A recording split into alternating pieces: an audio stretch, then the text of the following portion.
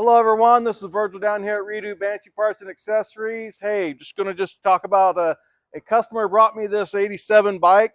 Would not run. She wanted me to diagnose it, so I got into diagnosing it.